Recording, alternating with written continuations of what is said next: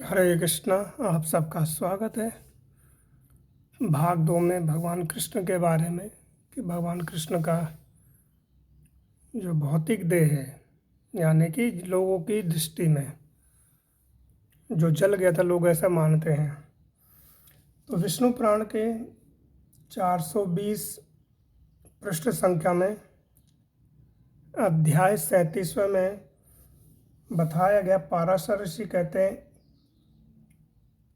कि इत्युक्त दारुक कृष्णं प्रणीत पुनः पुनः प्रश्न च बहुश्य कृत्वा प्रायाधोधितम, कि भगवान ने दारुक को बुलाया, जो उनका सारथी थे, उसको बोला कि तुम यहाँ से चले जाओ क्योंकि ये द्वारकापुरी अब डूब जाएगी। और फिर ऐसे लीला हुई कि भगवान ने प्रभास क्षेत्र में सबको बुलाया, जिसमें यदुवंशी थे, सारे के सारे कृष्ण बलराम भी थे। वहाँ हास परिहास होने लगा और वह हास परिहास फिर एक व्यंग्य का रूप ले लिया। जैसे कि आपस में भोजन कर रहे थे सब, तो किसी ने कहा कि मेरा भोजन श्रेष्ठ है तेरे भोजन से, तेरा भोजन बेकार है। ऐसे वो हास परिहास व्यंग्य में बदल गया। तथा उसके बाद क्या हुआ कि वह क्रोध में आ गए, यानी व्यंग्य हुआ, जो एक दूसरे का अपमान करने लगे और फिर युद्ध हो गया। तो सब के सब यदुवंशी आपस में मर गए।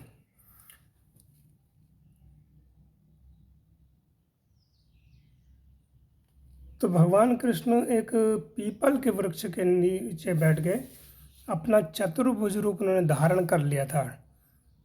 वहाँ पर एक बहेलिया आता है, तो जिसको दूर से ऐसा दिखाई दे कि भगवान के जो चरण है, पैरों का तलवा बड़ा लाल लाल है, सुकोमल, तो उसको ऐसे दिखाई दिया कि वृक्ष की ओट में कोई हिरन बैठा हुआ है। उसको भगवान नहीं दिखाई दे रहे थे, तो उसने वह अपना बाण लिया और वो सीधा बाण छोड़ दिया अपने लक्ष्य की तरफ कि ये हिरन मर जाएगा, मैं इसको ले लूँगा। और जब वहाँ उसने आकर के देखा तो चतुर्भुज रूप उसने भगवान का देखा। चतुर्भुजधारी एक मनुष्य को देखा। मनुष्य को मतलब उसको ये पता नहीं था कि ये भगवान है, मनुष्यधारी। और उसने कहने लगा, हे प्रभु प्रसन्न होइए, मैंने बिना जाने ही मृग की आशंका से ये अपराध किया, कृपया क्षमा कीजिए, मैं अपने पापों से दग्ध हो रहा हूँ, मेरी रक्षा करिए। उसको जब ये देखा उसने कि बड़े सुंदर हैं, चतुर्भुज रूपधारी हैं, तो पैरों में गिर गया। तो भगवान ने उसे कहा कि हे लुब्धक, तुम डरो नहीं, मेरी कृपा से तुम अभी देवताओं के साथ स्वर्गलोक को चला जा। और ये बातचीत वहाँ पर वार्तालाप हो रहा था, तो वहाँ एक विमान आया जिसमें कि वह व्याध चढ़ करके, यानी शिकारी चढ़ करके चला गया।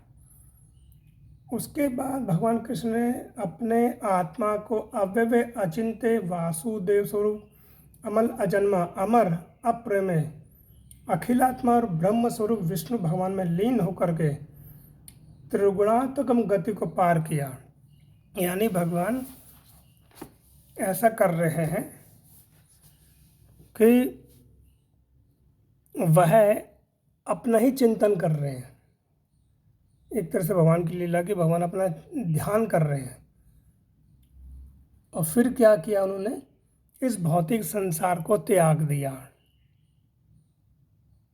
ये विष्णु पुराण में वर्णन है। तो वहाँ पर बाद में जब अर्जुन आए तो ऐसा वर्णन है कि मुख्य मुख्य जो यादव वंशी थे उनके मृतदेह को खोजा। और ऐसा भी वर्णन है कि भगवान का एक जो शरीर है वहाँ पर था, यानी कि जैसे जब बहिले ने मार दिया तो भगवान ऐसे लीला कर रहे थे कि जैसे वे मृत हो गए, यानी कि मर गए।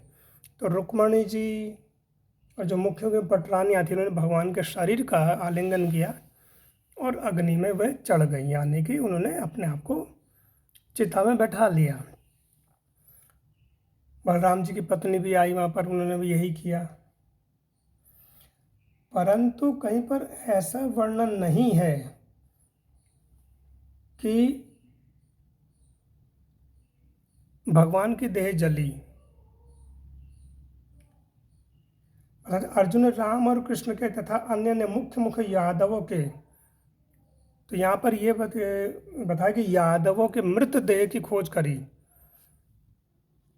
श्री पाराशर जी कहते हैं अध्याय 38 में पृष्ठ संख्या 421 में, श्री पाराशर वाच अर्जुन अपि तदान्विषं रामकृष्ण कलेवरे संस्कारं लभ्ययामस तथा नेशुषान मनुक्रमात्। कि मुख्य मुख्य अर्जुन ने रामकृष्ण तथा अन्य मुख्य मुख्य यादवों के मृतदेहों की खोज करा करके उन सबके और्ध्वदेहिक संस्कार किए, यानी कि उन्होंने क्या किया कि सबके देह को खोजा। उस समय तक भगवान की लीला चल रही थी कि जैसे वहाँ पर अर्जुन को लगा कि भगवान को तीर लगा और भगवान मर गए, भौतिक संसार के जैसे लोग सोचते हैं। परंतु यहाँ पर ये वर्णन नहीं है कि भगवान ने अर्जुन ने भगवान कृष्ण के देह को भी चिता में रखा और उसको जला दिया। ऐसा इस